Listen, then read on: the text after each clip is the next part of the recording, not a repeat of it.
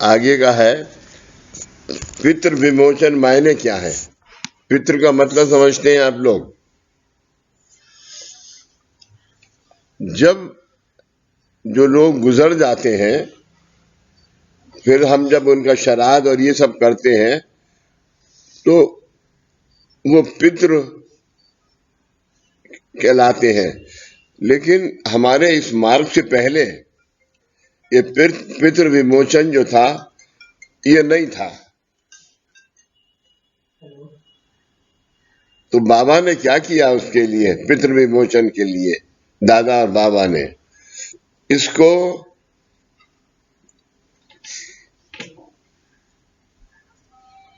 जो अच्छी आत्माएं थी, ये गुरु प्रसाद का चैप्टर है, मुझे याद नहीं रहा, तो जो अच्छी आत्माएं थी उनको यहां से तीसरे लोक में भेज दिया और पहले दूसरे और तीसरे लोक के जिनको की गति नहीं थी उनको धरती में बुला लिया। और भाई लोगों, भाइयों बहनों, उसमें से हम भी हैं। प्रणाम प्रणाम।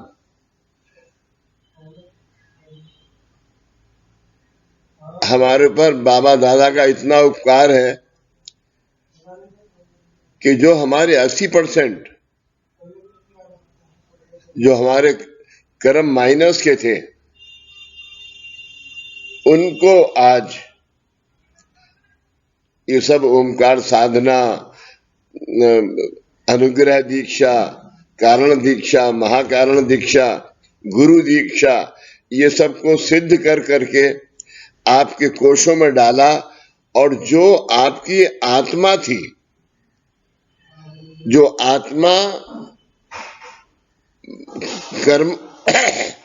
कर्मों से ढकी हुई थी, उस आत्मा को रिलीज करके गुरु शक्ति, जो गुरु दीक्षा दी, वो गुरु शक्ति आत्मा के चारों तरफ डाल दी। यहाँ एक चार्ट लगा हुआ है, वो तो मैं नहीं दिखा सकता अभी। आत्मा के चारों तरफ गुरु शक्ति को कर दिया और आत्मा को रिलीज करके जो माइनस के कर्म थे उन्हें तुम्हें देह के बाहर कर दिया। देह के बाहर करने के बाद आज जो ओमकार साधना है, उस साधना से जो तुम न्यास करते हो, 11-21 ओमकार करके जो न्यास करते हो, उससे विसर्जन होता है रोज। इसलिए ओमकार साधना सबसे जरूरी है।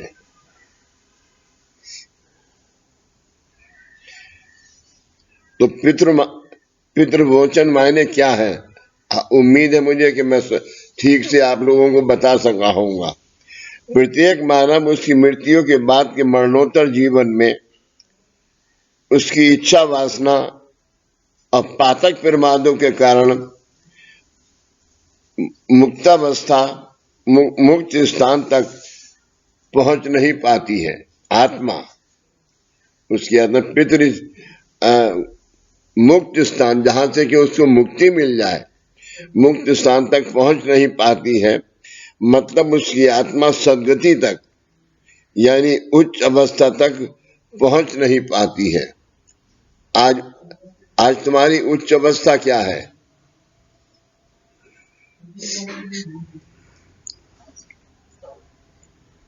यह हाजी बाबा का कार्य है। जब दादा को बाबा ने 2.5 साल के लिए कराड़ भेजा तो उस वक्त हाजी बाबा ने क्या किया, आप लोगों को आत्मनिवेदन और गुरु प्रसाद में ये पढ़ा होगा। एक रोज रात को आए और उन्होंने कहा, ओ साईं भक्त, ये ले प्रसाद, और 5 छुआरे दिए।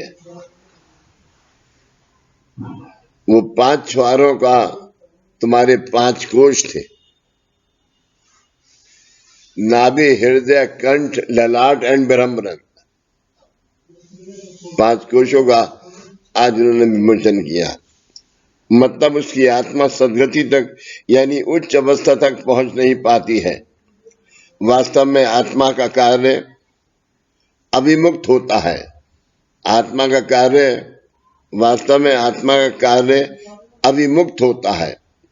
अभिमुक्त का मतलब है कि वो ऐसी हमारा जीवन गुजरे कि जिससे कि वो ऑटोमेटिकली मुक्त हो जाए आत्मा, लेकिन वो नहीं हो सकती थी क्योंकि हमारी आत्मा कर्मों से ढकी हुई थी। तो फिर आत्मा बंधन यानी इच्छा वासना में अटका हुआ क्यों रहता है? इच्छा वासना में अटका हुआ क्यों रहता है? जन्म कितने हैं? इच्छा जन्म, कार्य जन्म, कारण जन्म, लेकिन सबसे बुरा जो है वो है इच्छा वासना जन्म। जब आदमी की इच्छा और वासना किसी चीज के लिए, इसीलिए आज जो मिला वो तुम्हारा है भाई, और इसके आगे मत बढ़ो, इसके आगे मत मांगो। जो गुरु को देना है वो तुम्हें देगा। जिसको तुम धारण कर सकती हो वो तुम्हें मिलेगा। अटका हुआ क्यों रहता है? इसका कारण ये है कि आत्मा को ये जगत में जो कार्य कारण भाव करना होता है, कारण भाव, कार्य कारण भाव। अभी मिसाल के तौर पे जो साधक कामकाज कर रहे हैं, धीरज तुम भी सुनो, माधव आप भी, जो साधक कामकाज कर रहे हैं, ये कामकाज ये कारण भाव है, यानी ये तुम्हारे अगले जन्म की पुण्याई हो रही है। देखिए, अगर एक आदमी आज आया और उसे सुख प्राप्त हुआ तो वो धीरज जैसा आदमी दुआ नहीं देगा बाबूजी को, लेकिन दूसरा आदमी जो दूर से आया है वो दुआ जरूर देगा। कारण भाव करना होता है। वह काया वाचा मन, इनसे मतलब कर्मेंद्रिय, कर्म कहे, ज्ञानेंद्रिय, उससे ज्ञान तुम्हें क्या है, और मन, ये कर्मेंद्रिय और ज्ञानेंद्रिय पांच हैं। मन इनसे मुक्त होता है, और यदि मृत्यु के बाद आत्मा ने ये जन्म में धारण किए, आत्मा ने ये जन्म में धारण किए, देह का विसर्जन हो जाता है। जिस बात संस्कार हुआ उसी बात जो बहाया तो उसमें विसर्जन हो जाता है। माधव, ये आज की अवस्था है। जितना इस मार्ग के अंदर तुम लगोगे, जितना इस मार्ग से दुआ दूसरों को पहुंचाओगे, ये तुम्हारा कर्म विसर्जन हो रहा है। ये यानी तुम सबसे पहले, तुम्हें जन्म लेने के लिए 364 साल नहीं लगेंगे। बाबा को क्या तुमसे कार्य कराना है, उस हिसाब से तुम्हें जन्म मिलेगा, और तुम्हारा जन्म कार्य होगा, कारण होगा। इच्छा वासना तो आज जो ये रेगुलर गुरु भक्त हैं, मुझे यकीन नहीं है कि इनका इच्छा वासना जन्म होगा।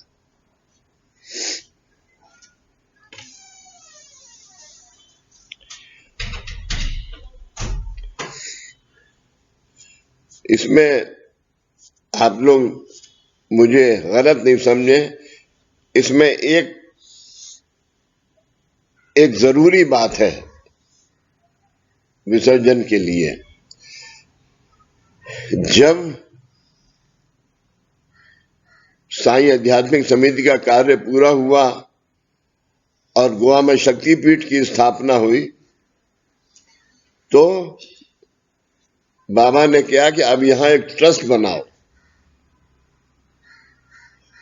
और जितने गुरु बंधु हैं उनसे जो उनकी सैलरी है 100 रुपए का 1.25 रुपया लियो, और उसको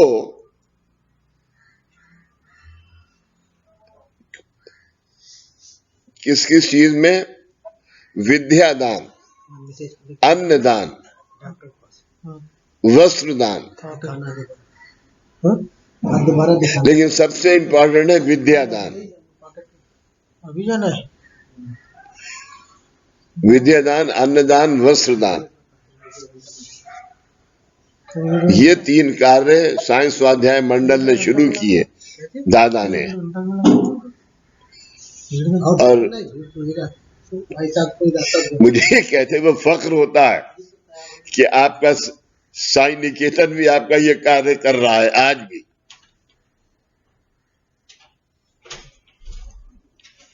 देह का विसर्जन हो जाता है तो भी आत्मा के उस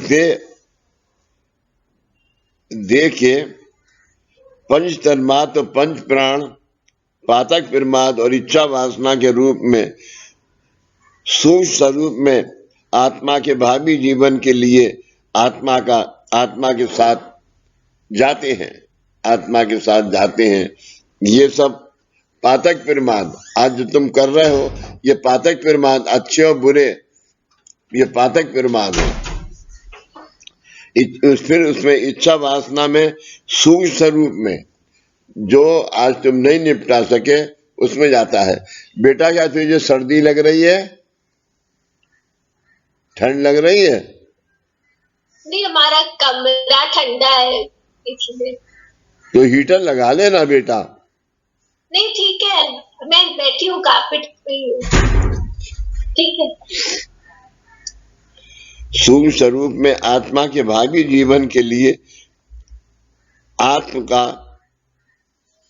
के साथ जाता है, आत्मा के साथ जाता है। आत्मा को यानी आज हम जो कार्य करेंगे, ये कार्य के साथ हमारा अगला जन्म, एक अच्छा कार्य हमारे अगले जन्म के साथ जाएगा और उससे हमारा जन्म होगा। और मुझे यकीन है कि तीसरे और चौथे लोक से कम में हम नहीं जाएंगे।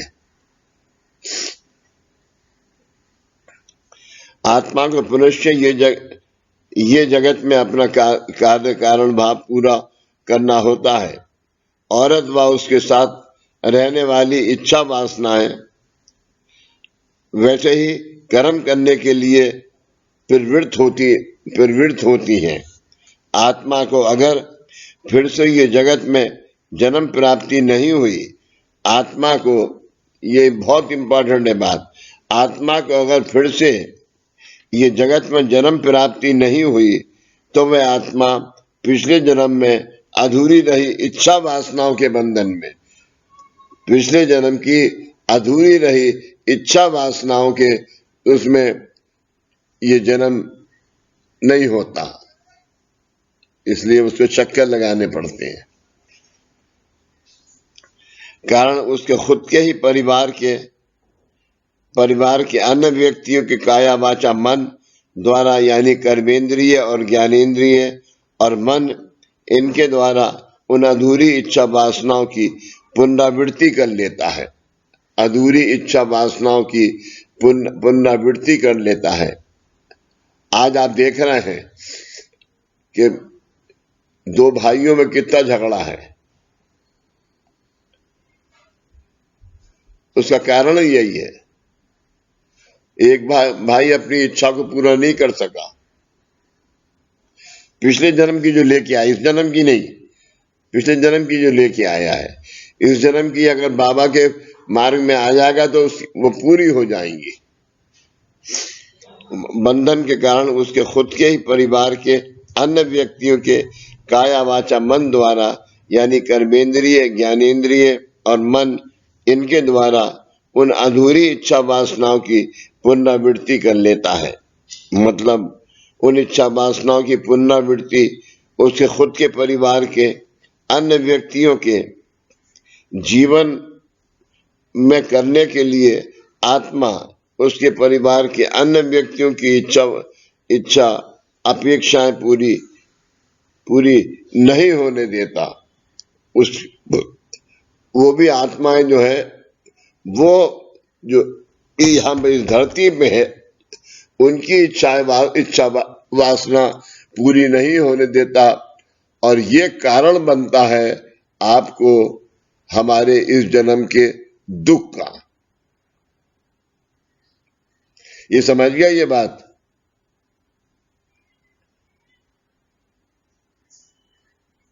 माधव जी बाबूजी। हाँ, धीरज आप। बाबूजी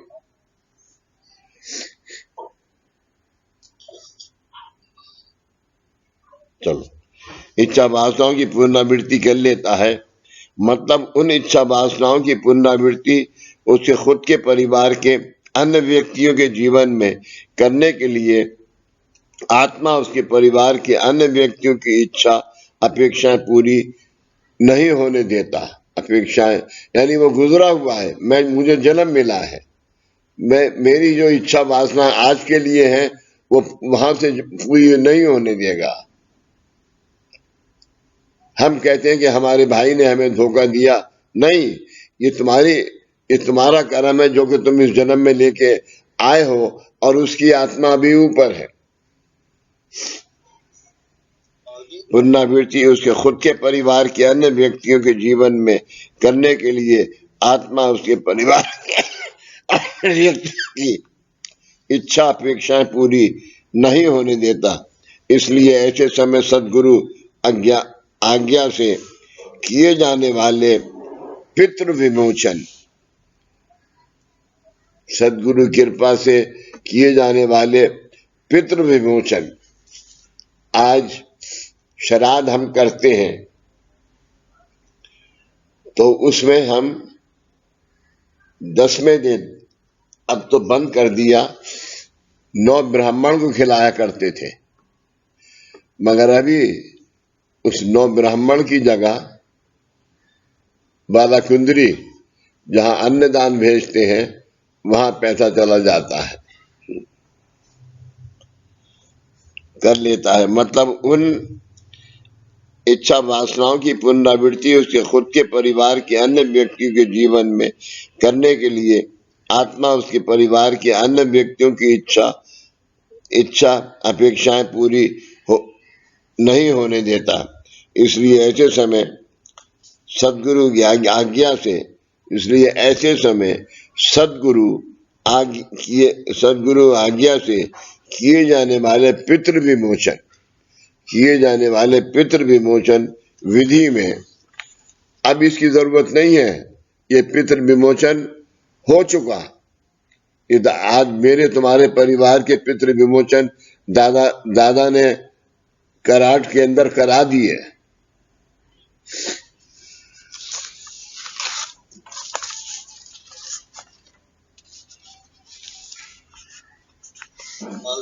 संजीव, ये तुम्हारे पीछे फोटो लगी हुई है, जी बाबा जी। ये किसकी है? बाबा जी नाच द्वारा। हाँ, यही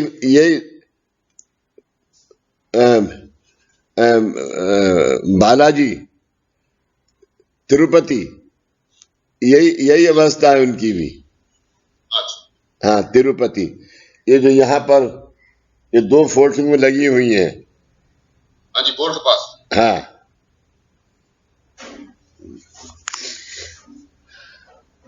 आत्मा की बाकी रही इच्छा वासनाओं को और पातक प्रमादों को आवाहन करके उसमें सूक्ष्म रूप में जो कर्म होता है उस कर्म का विमोचन यानी नाश किया जाता है। कर्म का विमोचन यानी उसको नाश किया जाता है।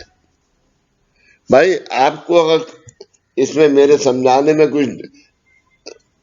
कुछ कमी आती है तो आप मुझसे पूछो। आप जब सवाल पूछोगे तो मुझे ज्यादा पिछला याद आ जाएगा। बाबूजी, मेरी आवाज आ रही है आपको? बिल्कुल आ रही है, शक्ल भी दिख रही है तुम्हारी, गोरे होते जा रहा हो रोज। नहीं बाबूजी, तो कैमरे का कमाल है। बाबूजी, इसमें एक चीज समझना है मुझे।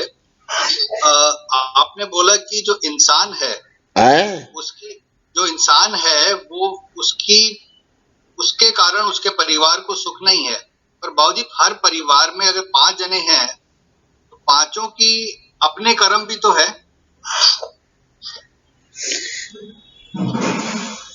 क्या कह रहे हैं? वो कह रहे हैं परिवार में 5 जन हैं तो उनके भी कर्म है ना। लेकिन हर परिवार का हर मेंबर अपने अपने कर्म के हिसाब से जन्म लेके आया है। 5 भाई एक ही कर्म से जन्म लेके नहीं आए। चुकाना हो बाबूजी। और मातृपितृ ऋणानुबंध जो है, मातृपितृ ऋणानुबंध में मैंने इन ऋणानुबंधों से क्या किया, उनका दोष मेरे साथ है। यही विमोचन है, यही विमोचन है भाई।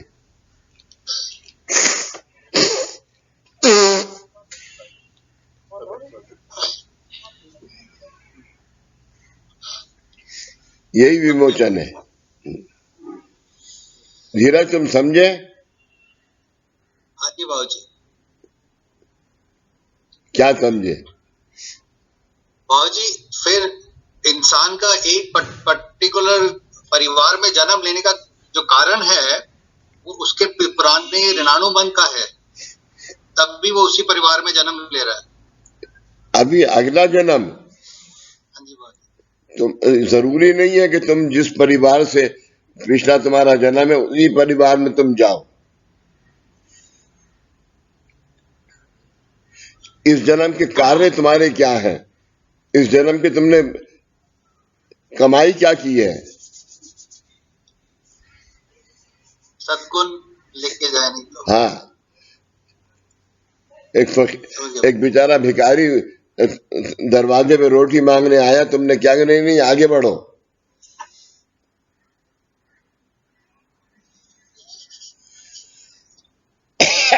इसलिए सबसे बड़ा दान देना है।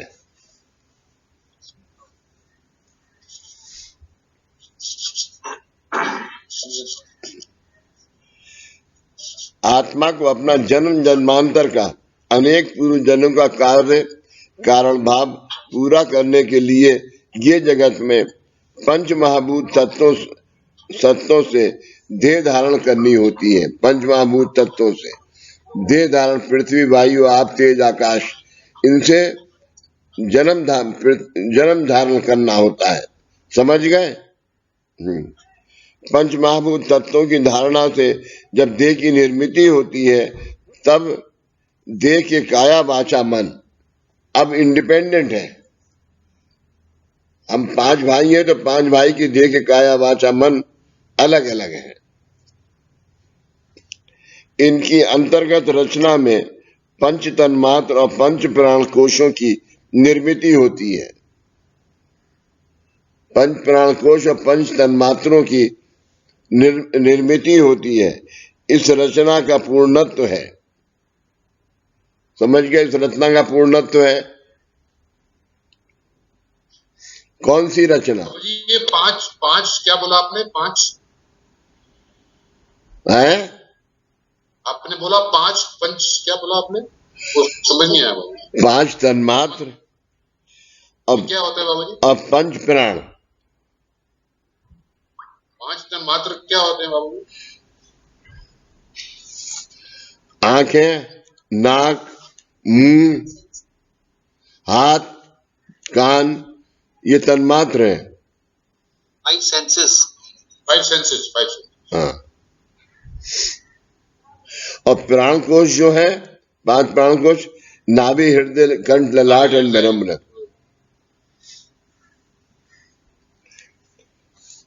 और पंच प्राण कोशों की निर्मिति होती है और इस रचना का पूर्णत्व है। और ऊपर की जो बताई हुई बात है उसका ये पूर्णत्व है। इसमें डिसबैलेंस होता है।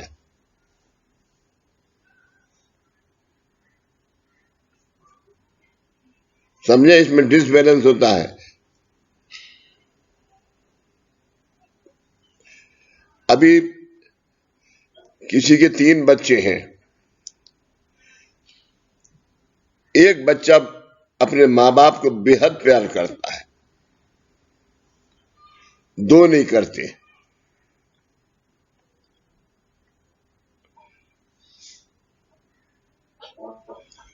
उसके ये जो है ये पंच तन्मात्र, इनमें कमी होती है।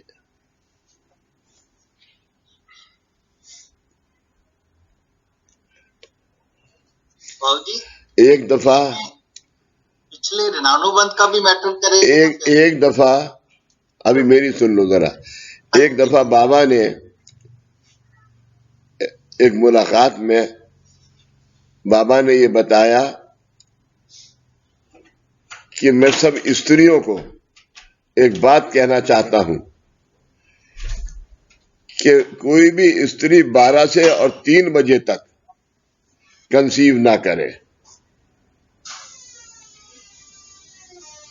उसका रीजन क्या है?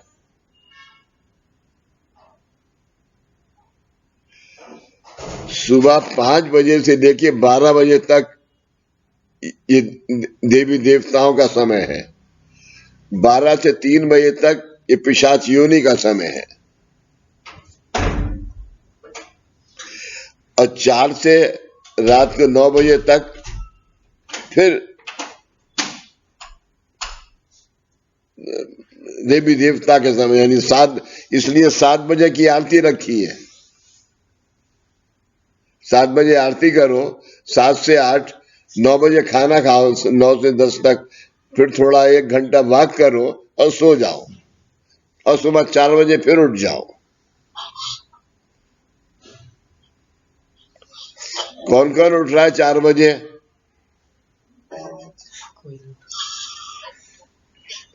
हाँ, शाबाश बेटा।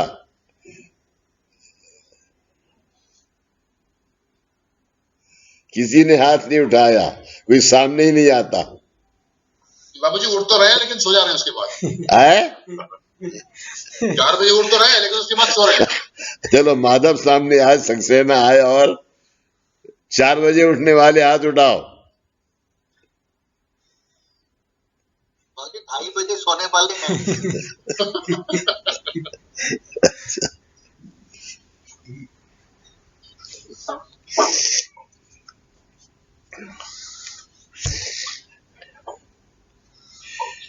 अब पंच प्राण कोशों की निर्मिति होती है, और इस रचना का पूर्णत्व है देह में कर्मेंद्रिय, ज्ञानेंद्रिय और मन, इनका कार्य शुरू होना।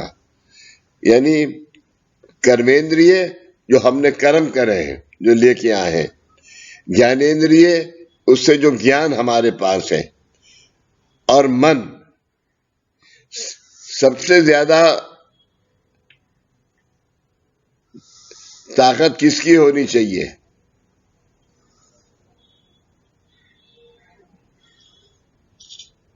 क्या फरमाया सक्सेना साहब? मन की। मन की। आज के दिन क्या है?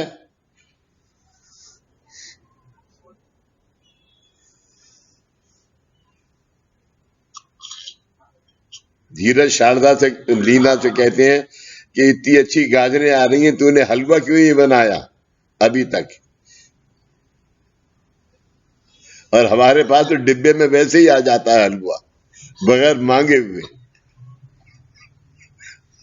और हमने मजाक में भी कह दिया कि तुमने भेजा हुआ डिब्बा खत्म हो गया तो 3 दिन, तीसरा दिन नहीं लगता दूसरा डिब्बा आ जाता है।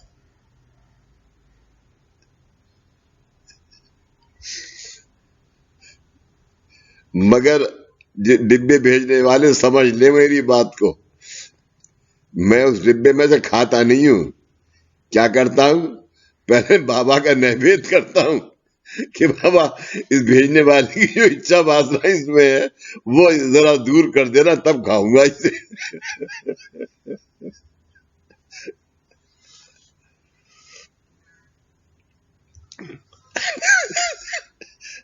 भैया भेजना वाला बुरा नहीं मानना इस बात का।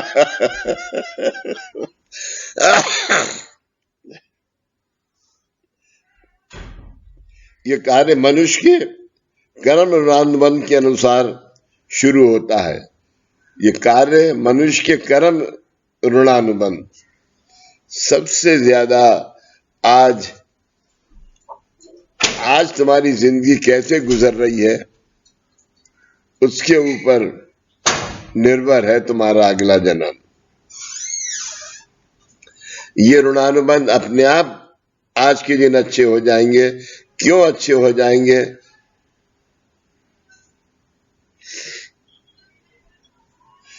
हमें गुरु दीक्षा है और हम इस गुरु दीक्षा को दूसरों को देने के आज बाबा ने हमें योग्य बनाया है।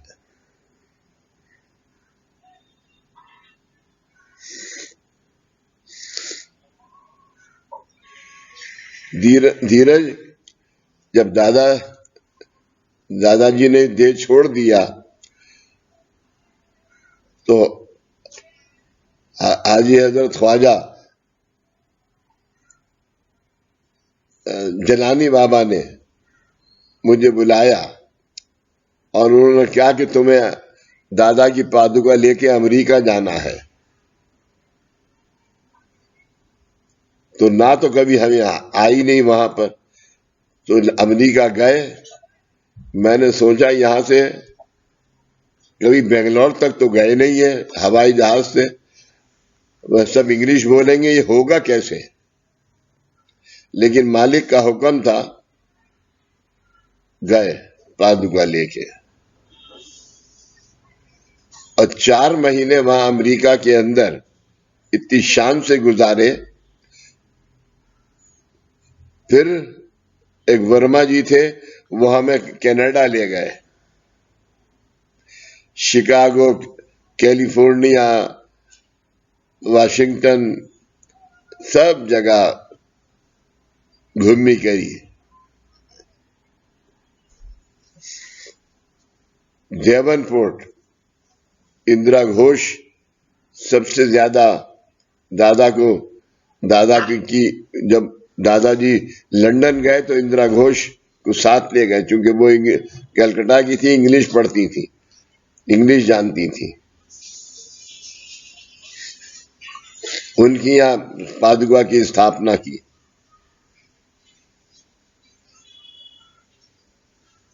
और धीरज मुझे तो बताते हुए बड़ा फख्र होता है कि मैंने पहली सेमिनार डेवनपोर्ट में करी। यहां से दीपक ने क्या कि दादा ने कहा है कि बाबा भी आए थे, बाबा ने कहा है कि सेमिनार ले। और तुम्हें पता है उसमें कौन था? 12-14 हिंदू इंडियन और 80 अंग्रेज।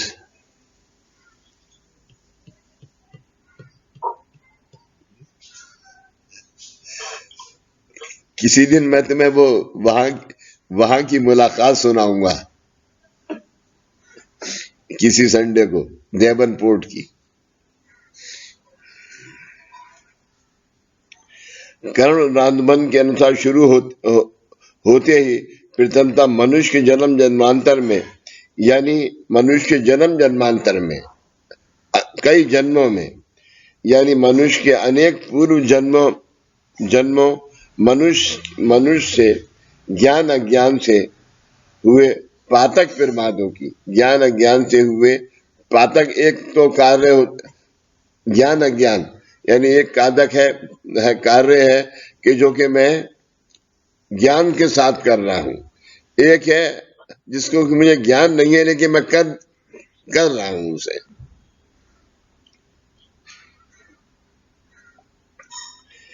ज्ञान अज्ञान से हुए पातक प्रमादों की पुनरावृत्ति होती है, घटते भी है, बढ़ते भी है। और ऐसी पुनरावृत्ति जब होती है तब उन पातक प्रमादों द्वारा मनुष्य की ये जन्म में की अपेक्षाएं पूर्ण होने में अड़चने निर्माण होती हैं। उनके कारण मनुष्य को, अरे संजीव, हाँ बेटा, बिटिया की कैसी तबीयत है? बाबूजी बुखार तो नहीं है, लेकिन जुकाम का। अभी भी है बुखार? ये बुखार नहीं है बाबू। हाँ, होगा भी नहीं, बिल्कुल नहीं होगा। कल रात भेज दी थी वहां ऊदी। ठीक है बाबू, थैंक यू। और उनके कारण मनुष्य को उसका अपेक्षित सुख, शांति, समाधान यानी विद्या, संतति, संपत्ति, ये हर इंसान के जीवन में सबसे इंपॉर्टेंट है। विद्या, ज्ञान, संतति, औलाद, संपत्ति, धीरज का पैसा। तुम ही धीरज थोड़ी हो, धीरज शांति को भी कहती है।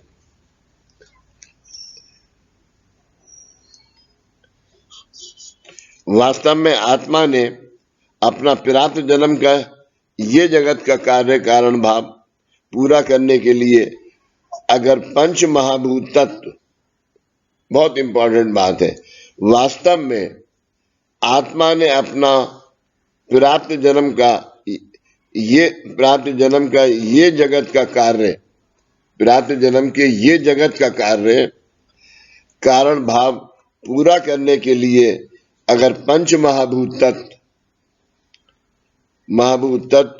पंच तन्मात्र, पंच प्राणों को कर्मेंद्रिय, ज्ञानेंद्रिय और मन से नए से धारण किए हैं, तो उसकी देह के कार्य कारण भी नए से निर्माण होना चाहिए।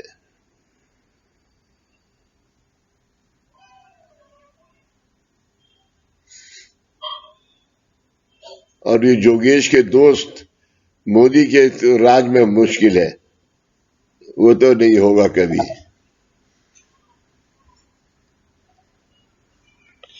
परंतु फिर भी जैसा किया है वैसा भुगतना पड़ता है। सुभाष चंद्र बोस की फोटो लग रही है तो पिलर खड़ा होगा उनका, जो जोत 80 साल 57 साल पहले 80 साल पहले जलाई थी जय जवान जय किसान की, जय जवान की, वो हटा दी गई, नहीं बनेगी तो उसमें मोदी साहब का नाम होगा। ऐसा क्यों कहते हैं? तो इसका देह को फिर से वही कर्म करने के लिए मजबूर करके उससे वैसे ही कर्म फिर से करवाते हैं, उससे वैसे ही जन्म फिर से करवाते हैं। आज इन सब का हमसे विमोचन है। इन सब को विमोचित करके दादा ने हमें कहां बैठाला है, ये कभी नहीं भूलना चाहिए, ये कभी नहीं भूलना चाहिए।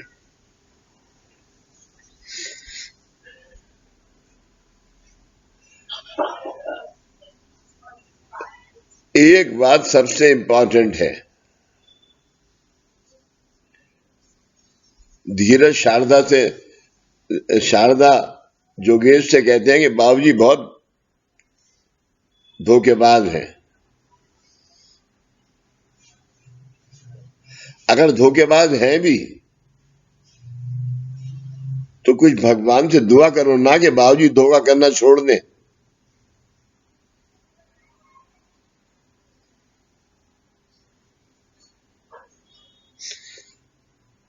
मतलब ये छोटे छोटे से कर्म है, लेकिन जो इंसान की जिंदगी को बर्बाद करते हैं।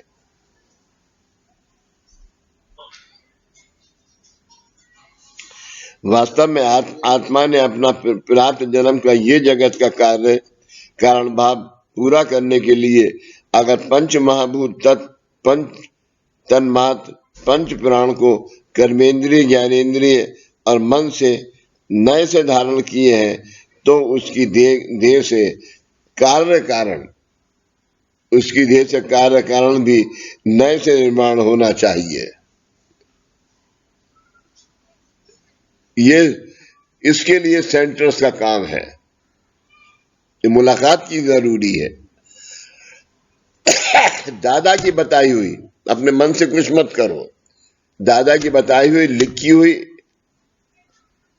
ये सब दीपक छोड़ के गया है। इसको इसको इसको करना चाहिए। परंतु फिर भी जैसा किया है वैसा भुगतना पड़ता है, जैसा किया है वैसा भुगतना पड़ता है। आज पंडित कहते हैं कि ये करनी है, करनी का निराकरण क्या है? जोगेश, करनी का निराकरण क्या है?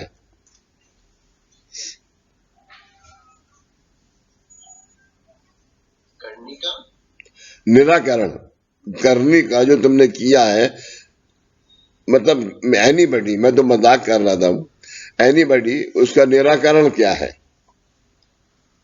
तुम बताओ माधव, तुम बताओ शारदा।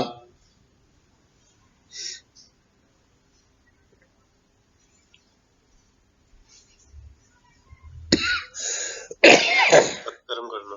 पहले इसका निराकरण 1.25 रुपए में होता था, फिर 5.25 हुए और अब 11 हो गए। एक नारियल लियो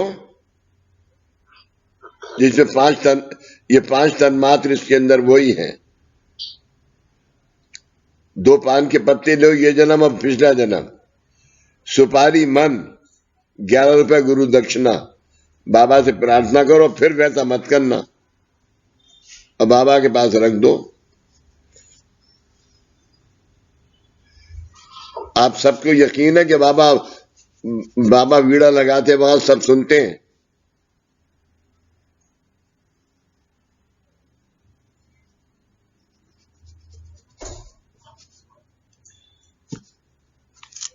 वही आरती है, काहे मांग तुझे सदा दिगंबर, काहे मांग तुझे सदा दिगंबर, दत्त सुशान भुक्ति न मांगे, मुक्ति न लगे, भक्ति न मुक्ति न लगे, उड़वी समरसी काहे मांगू। ऐसा क्यों कहते हैं? तो इसका देखो, फिर से वही कर्म करने के लिए मजबूर करके उससे वैसे ही कर्म फिर से करवाते हैं। ऐसे कर्मों से मुक्तता हो, इसलिए वैसे कर्म करने के बारे में मनोनिग्रह करने के लिए मन ने दी प्रेरणा, माने आत्मा ने उसका खुद का दिखाया अस्तित्व है और उसके अनुसार मनुष्य ने अपना जीवन निश्चित करना है। इससे छूटने के लिए क्या रास्ता है?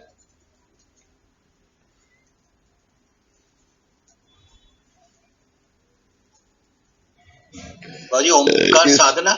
इससे छूटने के लिए ओमकार साधना नहीं, ओमकार साधना तो है, लेकिन ओमकार साधना कम करोगे। 3 चीजें हैं। पहले विचार करके, थैंक यू। पहले विचार, फिर उच्चार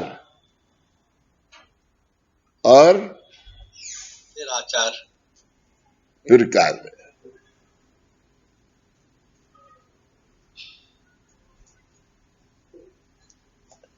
ये कार्य है।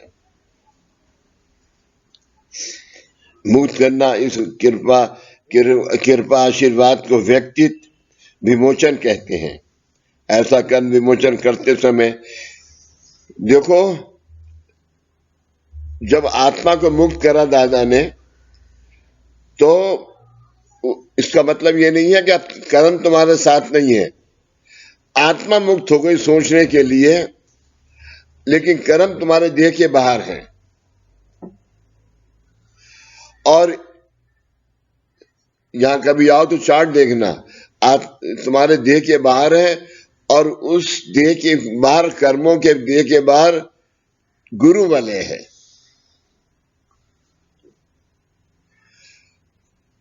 उसको विमोचन करके इस वासना को दूर करो, उसको विमोचन करो और उसको धारण करो।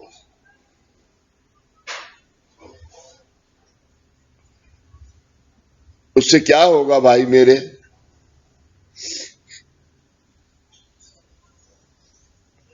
योगेश बाबू,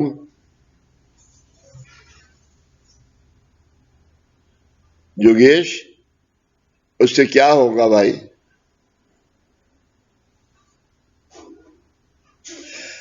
हम न कर्म से मरेंगे न कर्म से आएंगे,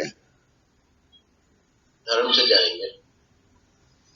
हमारे पास जन्म लेते समय उतना ही कर्म होगा जितना कि हमें यहाँ कार्य करना होगा। ऐसा नहीं है कि हम ये जन्म छोड़ के जाएंगे तो हमारे जितने भी कर्म है वो सब विसर्जित हो गए।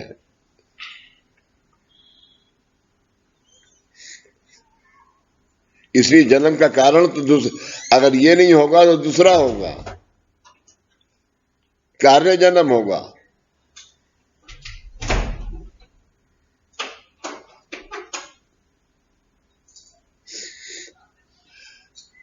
हाजी हजरत ख्वाजा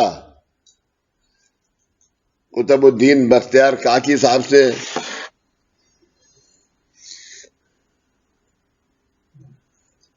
परमात्मा ने क्या फरमाया?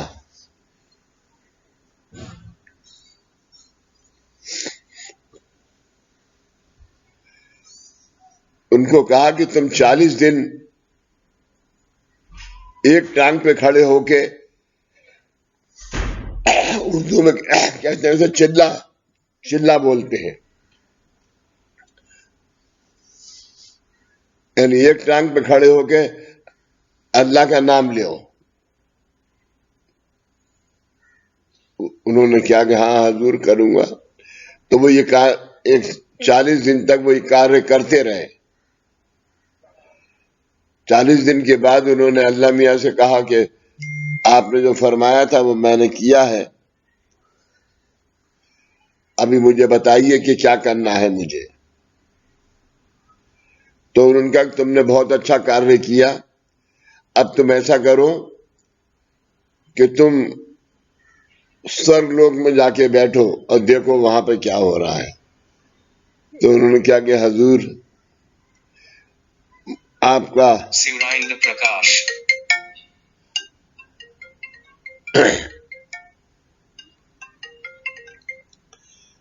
हाँ सुरेंद्र,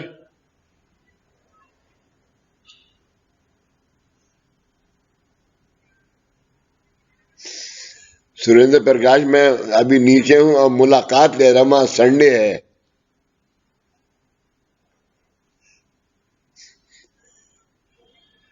एक घंटे के बाद अभी क्या कैलिफोर्निया में क्या बजा है?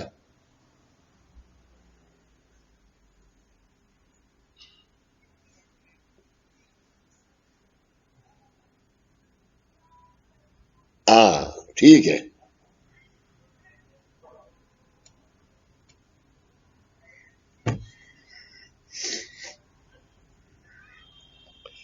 ऐसा करते समय यदि जन्म जन्मांतर के पातक प्रमादों से मुक्तता प्राप्त कर ली तो भी अगर उस कर्म ऋणानुबंध से जन्म विकृति निर्माण हुई होगी तो उसका भी कर्म विमोचन सदगुरु की कृपा से कर लेना आवश्यक है, जो कि आजकल इस संस्था में पॉसिबल है।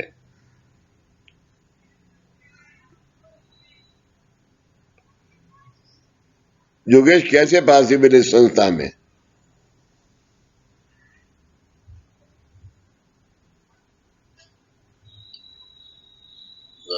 कर्म विमोचन का? हाँ, मगर कुछ पातक प्रमाद हमारे रह गए तो उनका विमोचन हम खुद कर सकें यहाँ पर इसी जन्म में, वो कैसे पॉसिबल है? न्यास और ओंकार साधना के जरिए।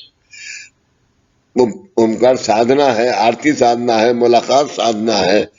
इसके अलावा अन्नदान, वस्त्र दान, द्रव्य दान, ये सब चीजें हैं।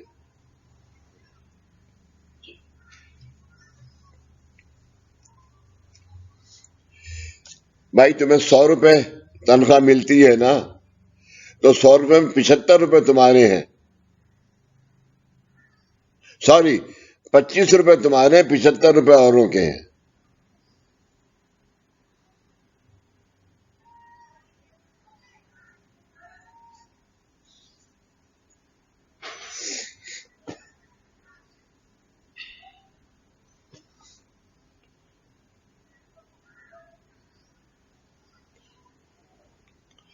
विद्यादान सबसे जरूरी है।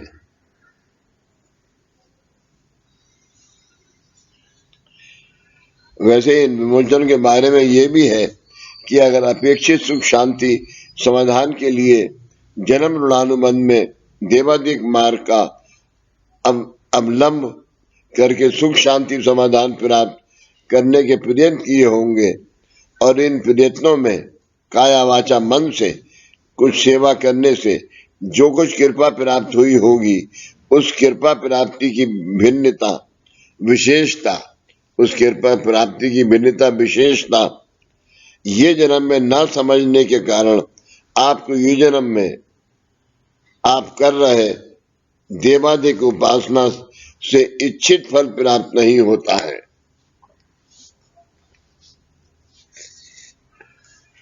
इसका मतलब समझ गए आप? आज आप जो सेवा कर रहे हैं यहां, आज आप जो भी सेवा कर रहे हैं यहां, तो उसका इच्छित फल, आपकी इच्छा के अनुसार फल प्राप्त नहीं होगा। वो आपको गुरु आपको उसका मार्गदर्शन करेंगे। वो आपको समझना जरूरी है और वो समझने के लिए सबसे जरूरी है कि आप गुरु प्रसाद, आत्मनिवेदन और दादा की मुलाकातें आपने अच्छे से ग्रहण करी हो।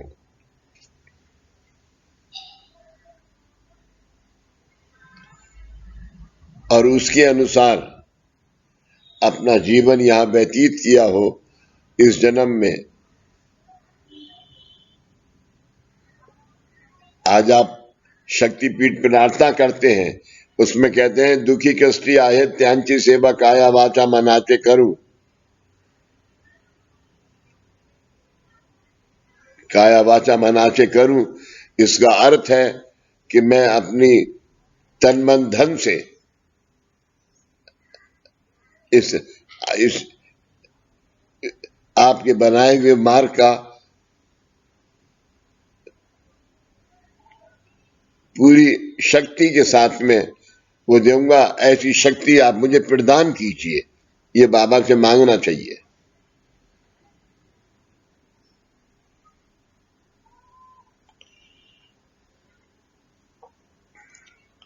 काया वाचा मन से कुछ सेवा करने से जो कुछ कृपा प्राप्त हुई होगी, उस कृपा प्राप्ति की भिन्नता विशेषता ये जन्म में न समझने के कारण आपको ये जन्म में आप कर रहे देवादिक उपासना से इच्छित फल प्राप्त नहीं होता है। आप जिस इच्छा से कर रहे हैं, फल की इच्छा मत कीजिए कि मुझे क्या मिलने वाला है ये सेवा करने से, वो इच्छा नहीं करें। इसलिए जन्म जन्मांतर के देवादिक उपासना के कृपा आशीर्वाद का लाभ भी सद्गुरु आज्ञा से कर लेना आवश्यक होता है। सद्गुरु आज्ञा से कर लेना आवश्यक होता है। इस समस्त साधन को सद्गुरु आज्ञा से व्यक्तित्व कर्म विमोचन कहते हैं। गुरु आज्ञा करने के कारण कर्म विमोचन कहते हैं।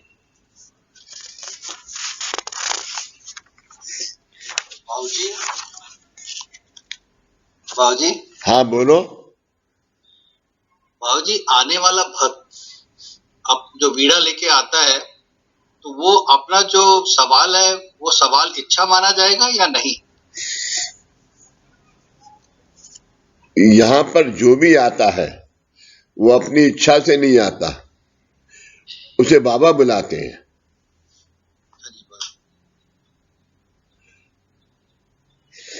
उसे बाबा बुलाते हैं और जो यहाँ पर आता है वो उसके हिसाब से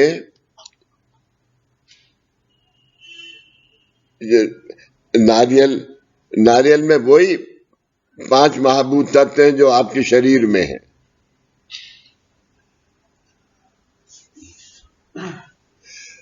तो वो आपके ये जन्म और पिछले जन्म में जो डिफरेंस है उसको पूरा करने के लिए और आपकी आत्मा को मजबूत करने के लिए ये कार्य इस जन्म का है, इस कार्य का है। इसलिए सबसे कहते हैं कि भाई एक दिन प्रसाद को अपने घर की पूजा में रखो। जोगेश, घर की पूजा में क्यों रखाते हैं प्रसाद?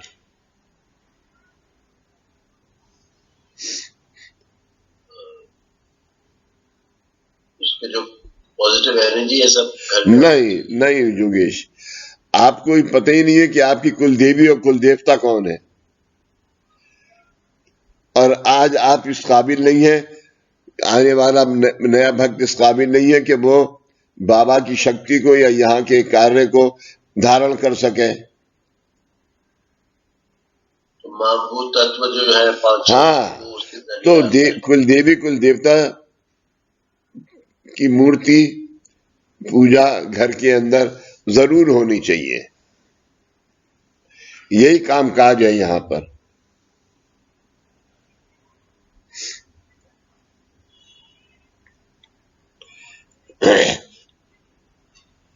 ऋण मोचन मतलब कर्जा। सिर्फ कर्जा पैसे का ही नहीं होता, कर्म का भी होता है। कर्जा आज आपने क्या किसको कितना किया वो भी कर्जा होता है। ये जन्म में प्रत्येक मानव की क्या क्या अपेक्षाएं होती हैं, इस जन्म में प्रत्येक मानव की क्या क्या अपेक्षाएं होती हैं। तो संपत्ति, संतति, विद्या और समाधान से सुख प्रत्येक मनुष्य चाहता है कि ये सुख मुझे क्यों नहीं प्राप्त होता, ये सुख मुझे क्यों नहीं प्राप्त होते हैं। ये सरासर विचार करके आप ईश्वर के पास आए हैं और ये गलत है। ये मुझे क्यों नहीं प्राप्त होता, आप इस प्राप्त उससे यहां आए हैं, ये गलत है। आपके पास वो प्राप्त करने का कर्म नहीं है, लिहाजा आप यहाँ का कार्य सीखिए, वो करिए और करते करते आपकी धारणा बढ़ती चली जाएगी।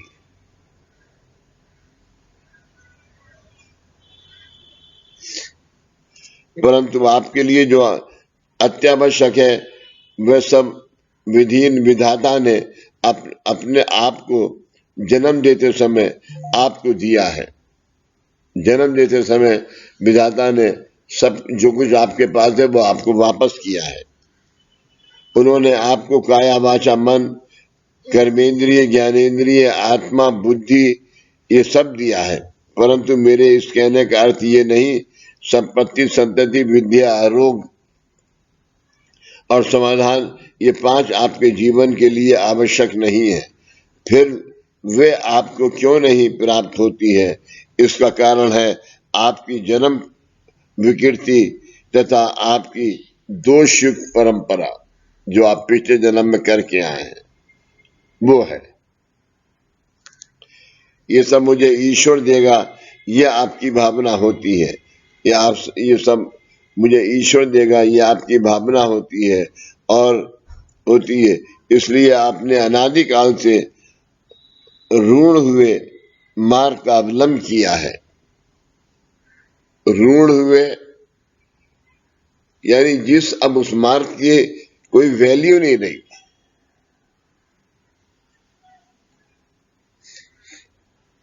आज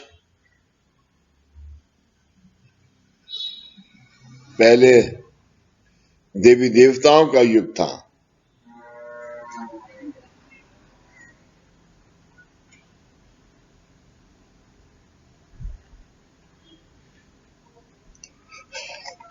फिर दूसरा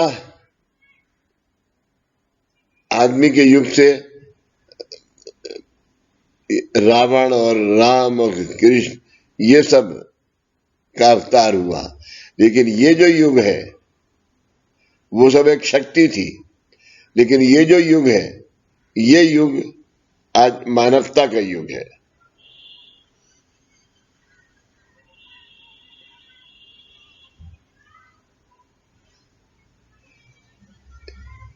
ये किस पे आधारित है?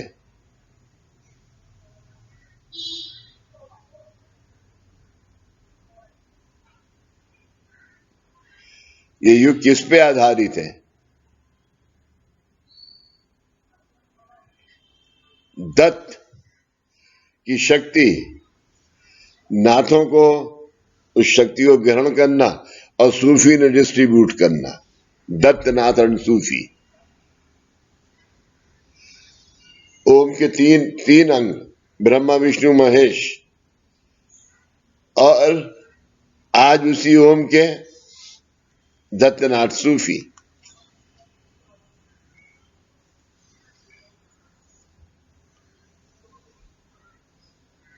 शक्ति वही है, उत्पत्ति स्थिति लय, शक्ति वही है ओम, लेकिन उसकी आज की अवस्था बंदी हुई है।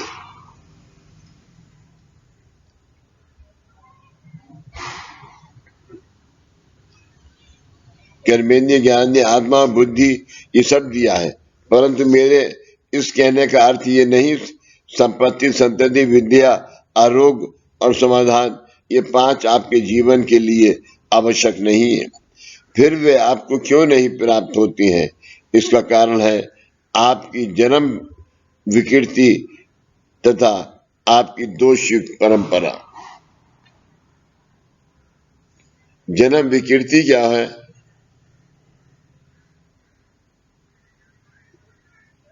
मातृ पितृ ऋणानुबंध से ताल्लुक रखती है ये।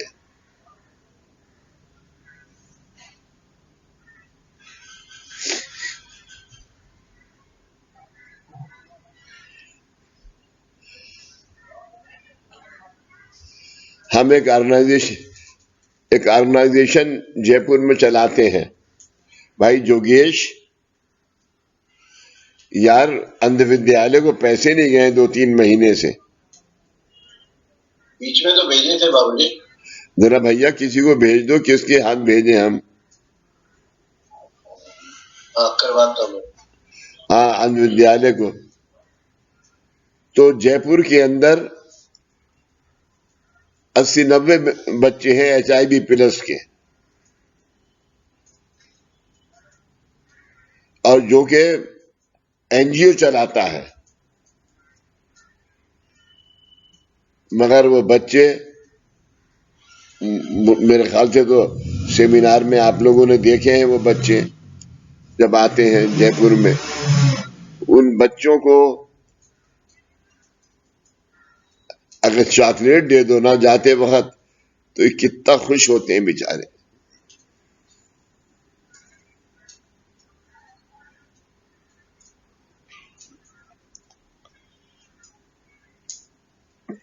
इसका कारण है आपकी जन्म विकृति तथा आपकी दोषयुक्त परंपरा।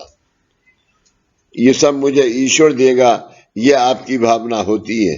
ये सब कुछ मुझे ईश्वर देगा, आपकी भावना होती है, और इसलिए आपने अनादिकाल से ऋण हुए मार्ग का अवलंब किया है। आपने पोथी का पाठ किया, जाप किया, परंतु वे सब आपने ज्ञान से नहीं तो केवल रूढ़ी परंपरा करके किया है। मैंने पूरी किताब रामायण पढ़ ली, उसका कोई अर्थ नहीं है।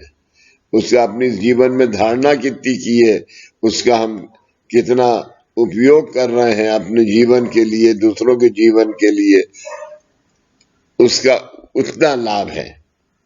आज तक आपने जो सेवा का लाभ जोड़ लिया, आज तक आपने जो सेवा का लाभ जोड़ लिया, वह क्या आपके पास कृपा की कमी थी?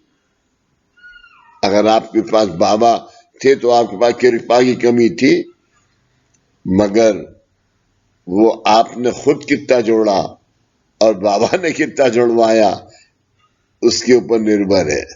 साधना तो आप ही करोगे, आज धरती के ऊपर है, बाबा तो ओमकार साधना ऊपर है, लेकिन इसको लेके आपको दीक्षा आपको है,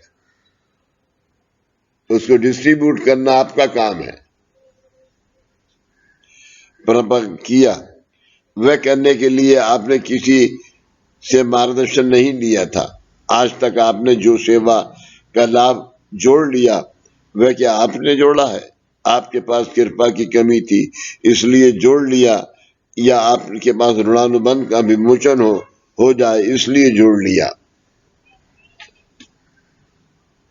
विमोचन और ये दूसरों को प्राप्त हो जाए।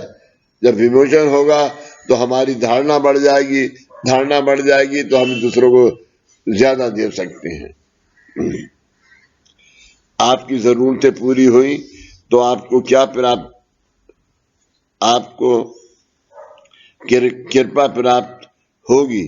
आपकी जरूरतें पूरी हुई तो आपको कृपा प्राप्त होगी ही, ऐसा नहीं है। आपकी जरूरतें पूरी हुई तो आपको ये प्राप्त हुआ, ऐसा नहीं है। आपके पास वो कर्म भी था इसलिए आपको प्राप्त हुआ है। परंतु अगर आपको कृपा प्राप्त हुई तो आपकी जरूरतें अवश्य पूरी होंगी।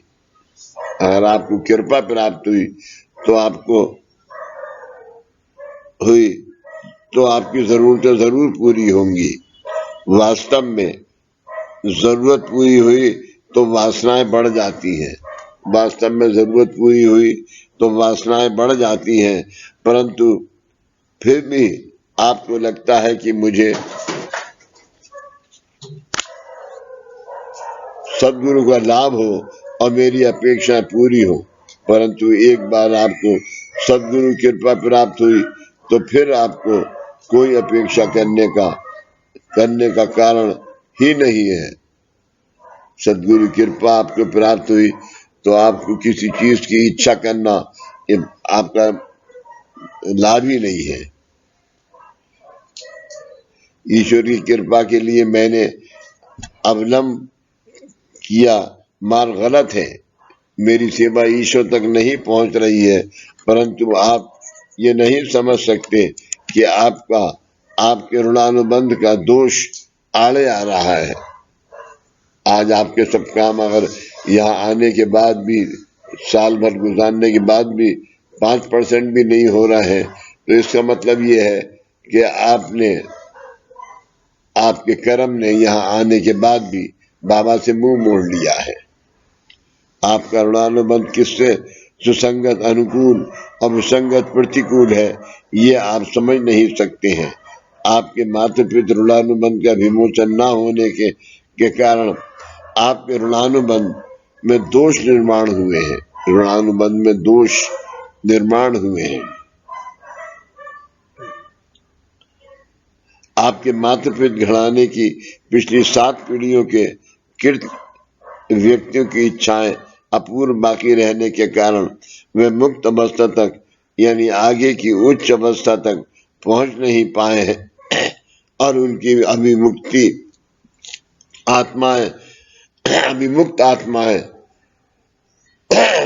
आत्माएं अपनी इच्छा पूरी हो इसलिए आपके जीवन से संबंधित जोड़ लेते हैं।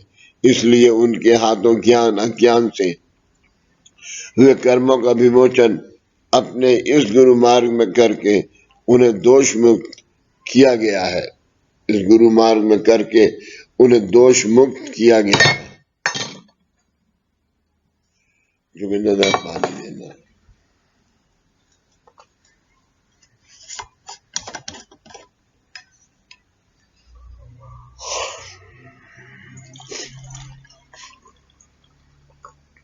दोष मुक्त किया गया है। अपने इस गुरु मार्ग में अभक्ष नहीं खाने का संकेत है।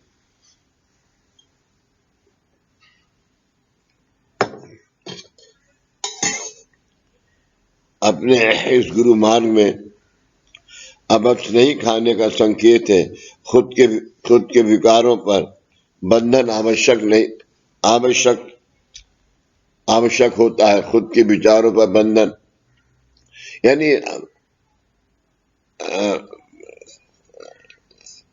अभक्ष नहीं, यानी हम दूसरों के ऊपर डिपेंड क्यों रहे, हमें खुद को करने का कष्ट करना चाहिए, मेहनत करनी चाहिए।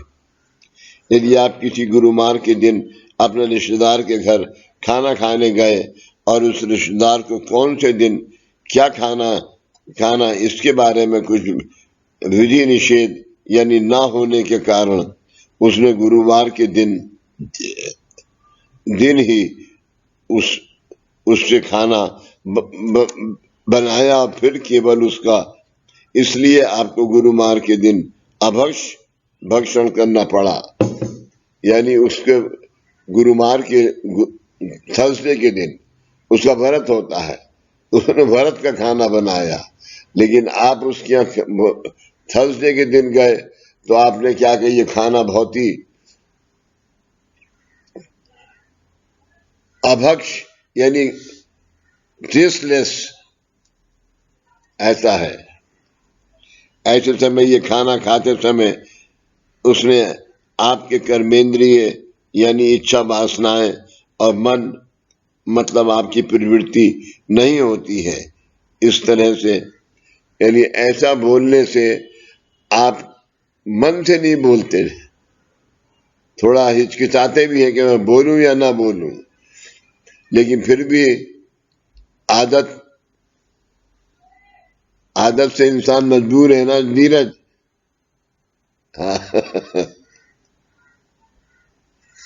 हम बोल देता है।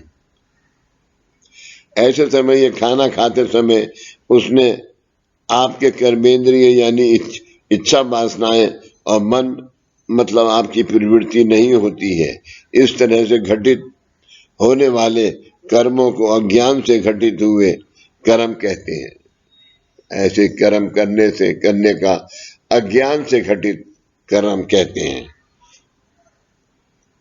इन कर्मों की वासना नहीं होती है, इसलिए इन्हें ऐसे कर्मों को अस्तित्व ही नहीं होता। और जिन कर्मों में इच्छा वासना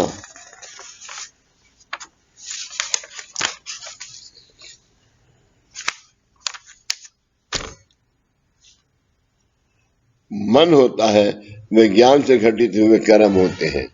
जहां पर इन कर्मों के साथ जहां मन जुड़ा हुआ है, अगर हम कोई कार्य मन से करते हैं, आज आप क्या कहते हैं, भाई मेरा मन नहीं कर रहा है ये करने को, मेरा मन ये नहीं कर रहा है खाने को। लेकिन अगर किसी ने दिया, क्योंकि तुम्हें बनाना नहीं है, तुम्हारा मन नहीं कर रहा है, लेकिन किसी ने दिया तो तुम्हारा मन कर रहा है, खा लिया तुमने।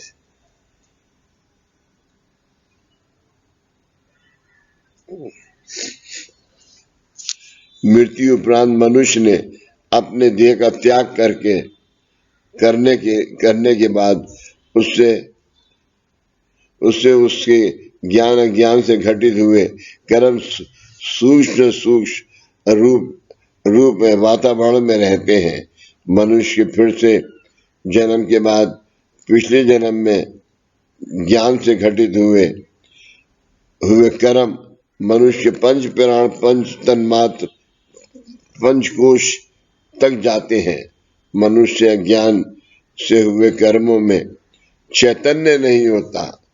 मनुष्य ज्ञान में किए हुए कर्मों में चैतन्य नहीं होता।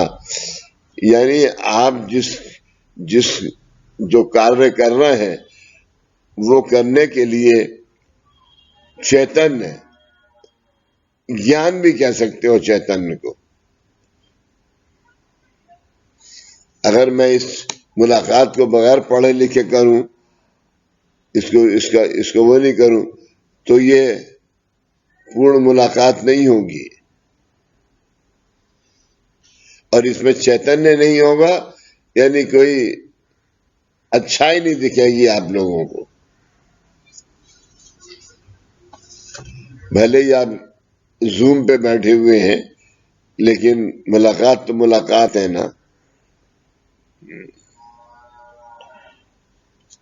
इसलिए उनका विमोचन आसानी से हो जाता है। आत्मा का स्वयं कार्य जगत के अंत तक चलने ही वाला है। आत्मा का स्वयं का कार्य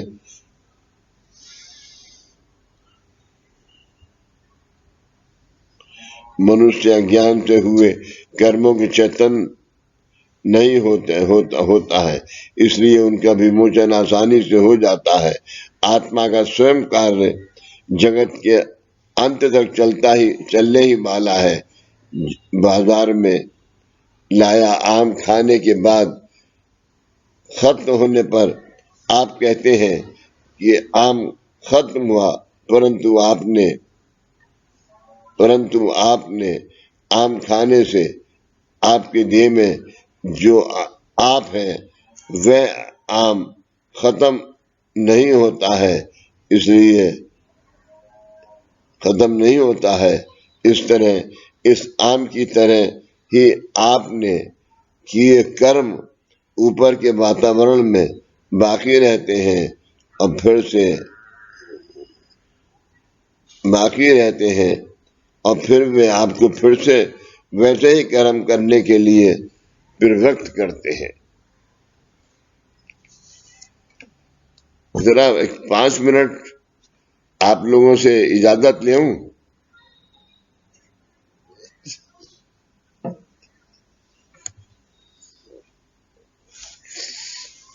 जब तक शारदा या जोगेश को सुनाए में आया, बड़ी ठंड है भाई से धीरज दिल्ली के अंदर।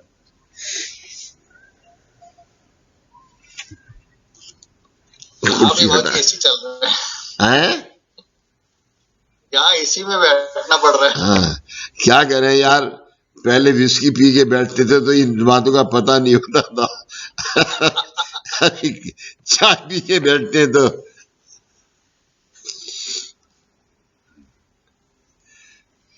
संजीव 6 गिलास पानी पीता हूं सुबह को, नींबू से और इससे उससे। तो बताओ कहाँ जाए वो पानी।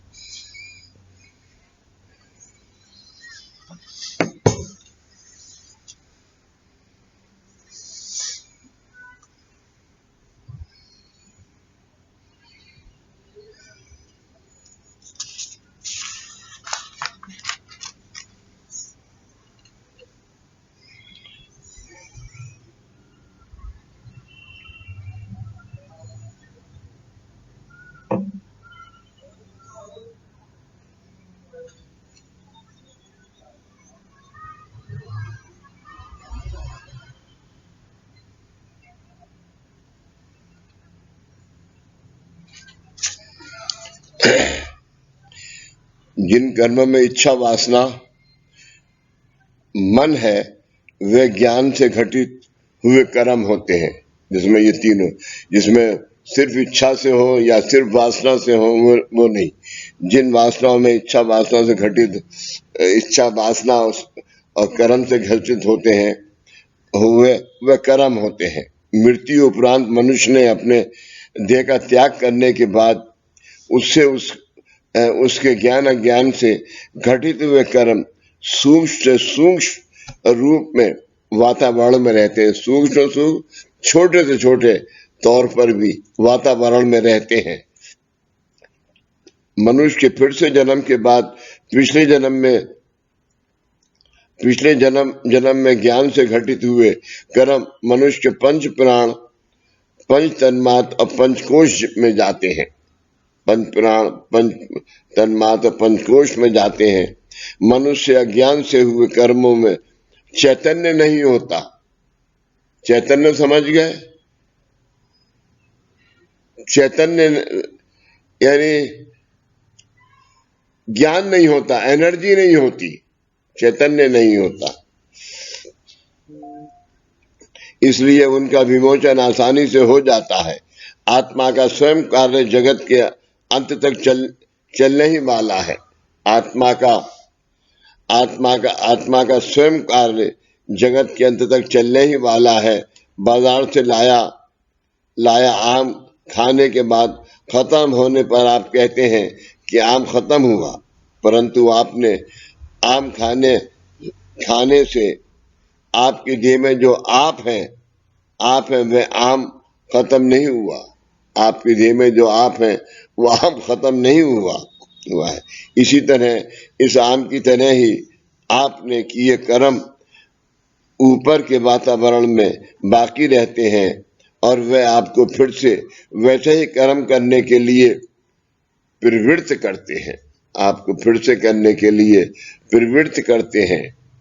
आज इस गुरु मार्ग में ये नहीं है, क्योंकि आपका कर्म विमोचन हो गया है और वो कर्म विमोचन होने के बाद आज आपके देह के बाहर है वो कर्म, और उसके आगे गुरु बले है। कर्मों का विमोचन करना मायने आपसे ज्ञान अज्ञान से घटित हुए सभी कर्मों को आवाहन करना। ऐसे कर्मों से आत्मा बद्ध यानी युक्त होने के कारण उसे भी नीचे आना पड़ता है। आत्मा अगर मुक्त भी है तब भी उसे नीचे आना पड़ता है। आपके दादा परदादा की आत्माएं और आपकी काया, इनमें ऐसे कर्मों का संबंध होता है जिस कर्म में वासना विकारों की तीव्रता अधिक होती है वह ज्ञान से घटित हुआ कर्म होता है। जिस कर्म में वासना विकारों की तीव्रता, वासना और विकार यानी है तो एक ही शब्द, वासना और वासना से विकार, लेकिन वो मन से किए हुए उससे होती है। आज इलेक्शन में क्या हो रहा है? यहाँ यही हो रहा है।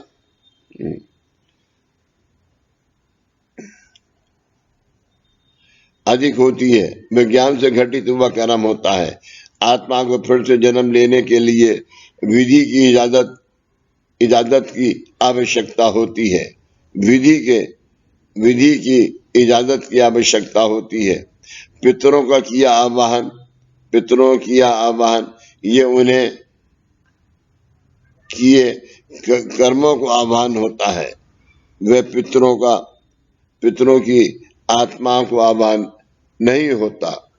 पितरों की आत्माओं को आह्वान करना ये मामूली बात नहीं है। ये कोई दादा जैसा गुरु ही कर सकता है। आज के दिन पंडित लोग कहते हैं कि हम कर देंगे, लेकिन वो मुमकिन नहीं है। कर्मों की गति प्राप्त होकर उन कर्मों की बार बार पुनरावृत्ति हो, ये नियम है। कर्मों की गति प्राप्त होकर उन कर्मों की बार बार पुनरावृत्ति हो, ये नियम है।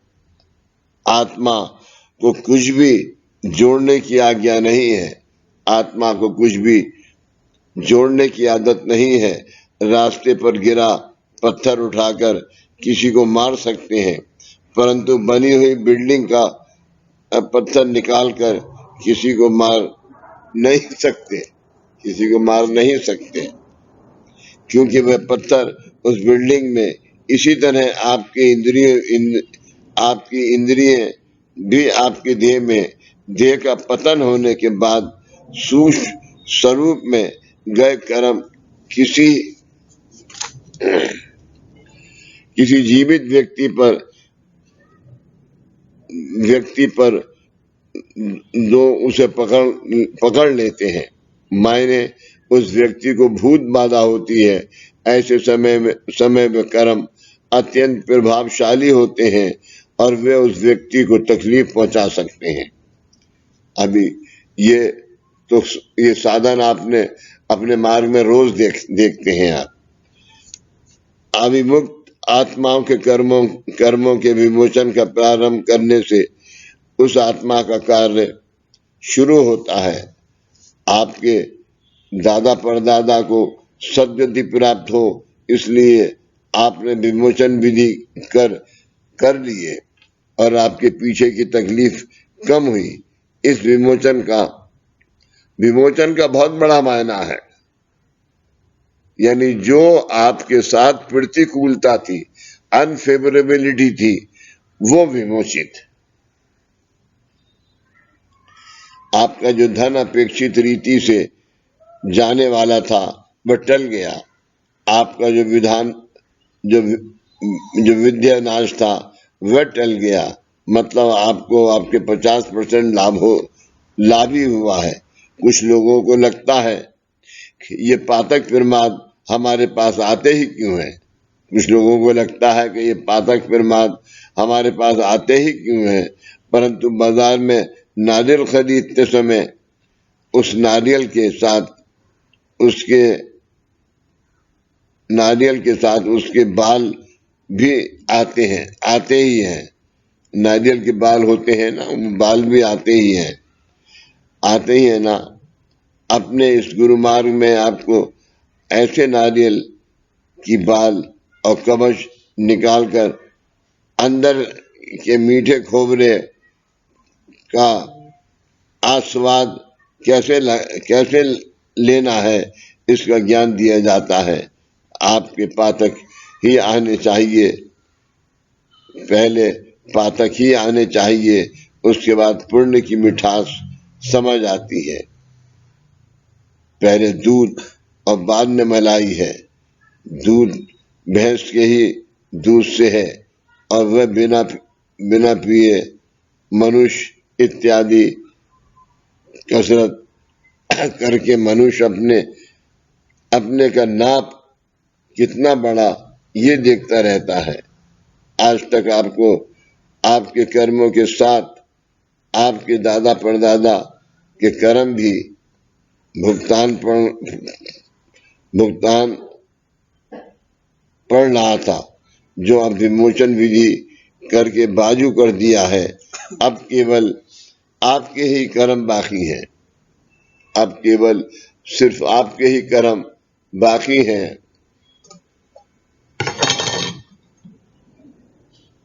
देखो गुरुवर साहब काफी पी रहे हैं, हम चाय पी रहे हैं, हम पानी पी रहे हैं।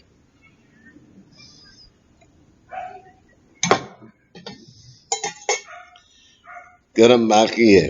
व्यक्तित्व कर्म विमोचन के 9 प्रसाद आपने पूर्ण किए हैं। ये जब कर्म विमोचन की दीक्षा देनी थी तो 9 प्रसाद इसकी पूजा संकल्प होता था। वो 3 महीने का संकल्प में 9 प्रसाद विमोचित करने होते थे। उससे आपकी कितनी अपेक्षाएं पूरी हुई, इसका अध्ययन क्या आपने किया है? इतना करके भी अगर आपकी कुछ अपेक्षाएं बाकी रही होंगी तो उसका कारण है आपकी जन्म विकृति। सब हालांकि मैं मानता नहीं कि किसी का कुछ कर्म इससे बाकी रहा होगा।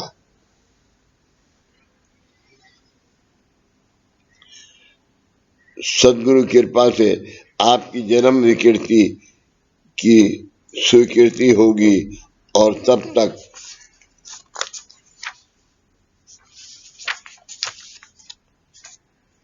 आपकी पूर्ण रूप से अपेक्षा पूर्ति होगी। अगर आपके बाद आपकी अपेक्षा पूरी नहीं हुई तो ही आपने तीन जिस मार्ग का अवलंबन किया है वह मार्ग गलत है या नहीं, इस गलत है या नहीं वह प्रश्न उपस्थित होगा। मानवीय जीवन की महत्वपूर्ण अपेक्षाएं कौन सी हैं? मानवीय जीवन की महत्वपूर्ण अपेक्षाएं कौन सी हैं? इम्पोर्टेंट इच्छाएं कौन सी हैं? संपत्ति, संतति, विद्या, आरोग्य, शांति। संपत्ति, पैसा, संतति, औलाद, विद्या, पढ़ाई, नॉलेज, आरोग्य, बीमार नहीं होना, शांति तो शांति है, यह समाधान जो प्राप्त ना होने के कारण क्या होंगे? मातृपितृ घराने की पिछली 7 पीढ़ियों के पूर्वज, मातृपितृ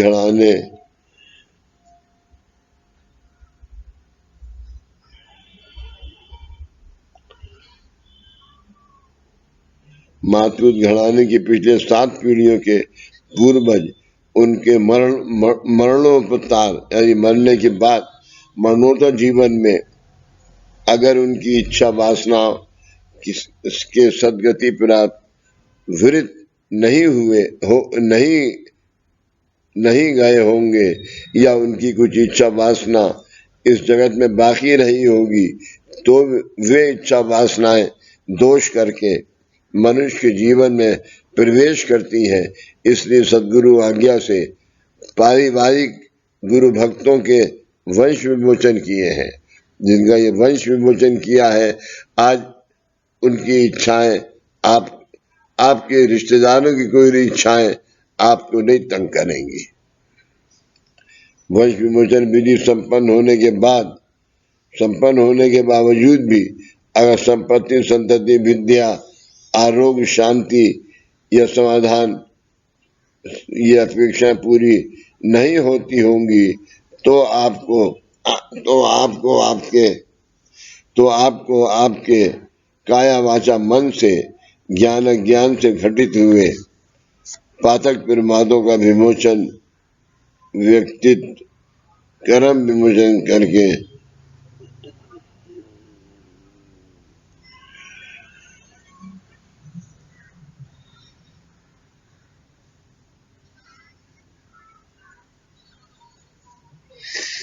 कर्म विमोचन करके चित्राहीना सतीश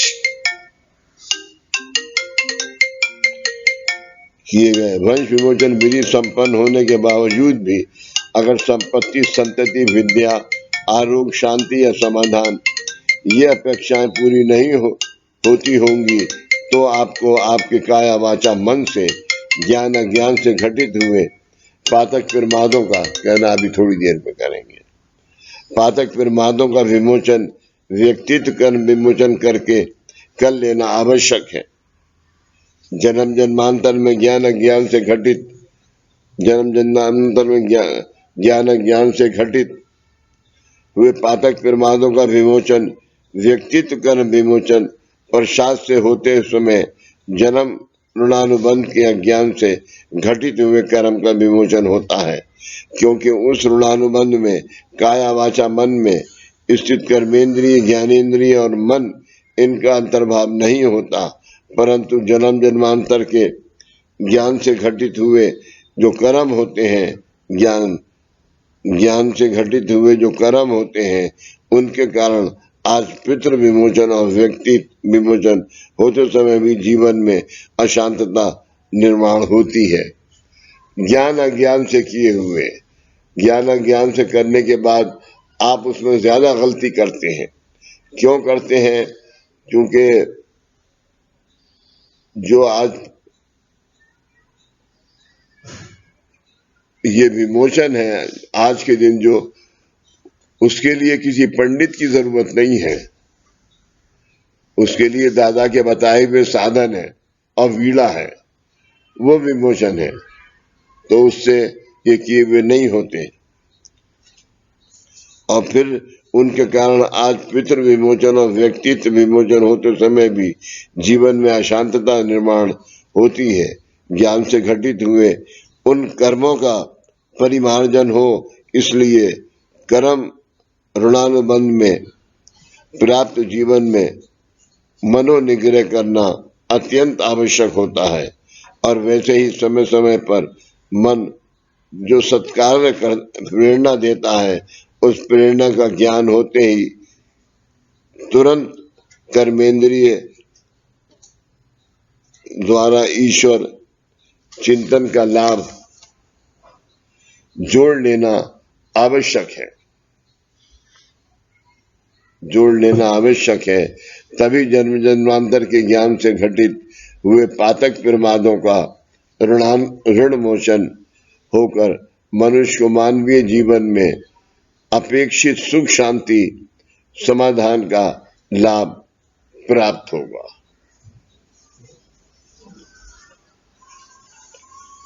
ये पूरा हुआ।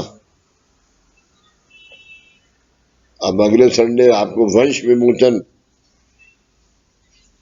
करके बताएंगे।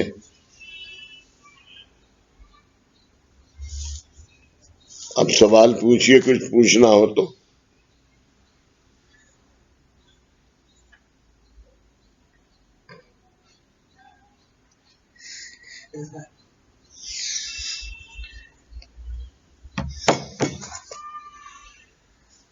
कोई सवाल?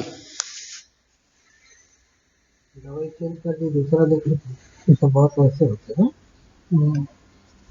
चेंज कर दी। ये आज का सब्जेक्ट बहुत बहुत बहुत कठिन और मुश्किल था। आज का जो टॉपिक और सब्जेक्ट बहुत बहुत मुश्किल है बाबूजी। बहुत मुश्किल था। मैंने इसको करीब 5 दफा पढ़ा, कल और परसों में, तब भी मुझे लगता है कि मैं पूरी तौर से समझा नहीं सका इसे।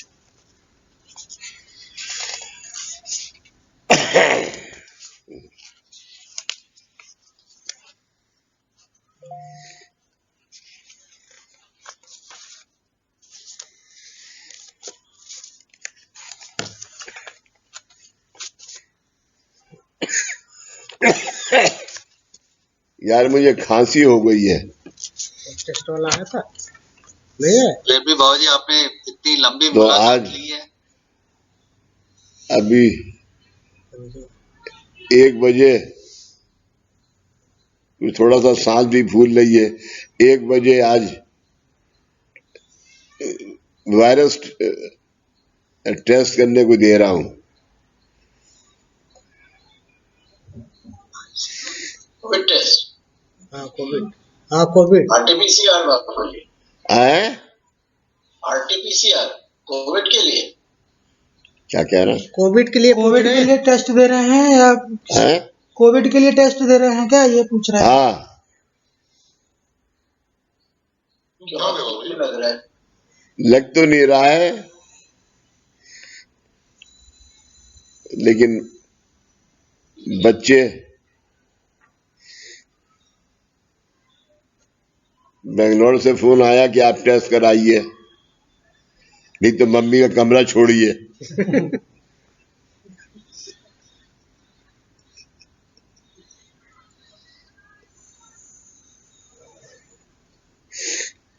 आया नहीं वो टेस्ट के लिए अभी नहीं आया तो।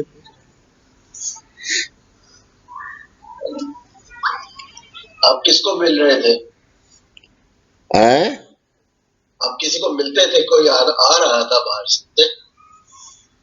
कोई नहीं आ रहा है। क्या कह रहा है? कह रहे कोई बाहर से आ रहा था आपसे मिलने? हैं? बाहर से कोई मिलने आते हैं क्या? ये बैठ हैं खड़े हुए पीछे हमारे बाहर के बंदे। ये भी है, ये नहीं है। ये भी तो है। जोगिंदर आता है, दो मास्क पहना होता है ना उसने। हाँ पहने हैं। हाँ, अब ये पढ़ते बाद मास्क नहीं लगाया जाता उन्होंने पहना हुआ है ना, है। पहना हुआ है, उन पहना हुआ दोनों है। ने तो पहना हुआ है ना। हाँ पहना हुआ है सर। बंद कर दीजिए, बस ठीक है, वो बंद कर दीजिए, हैं? ये बंद। हाँ,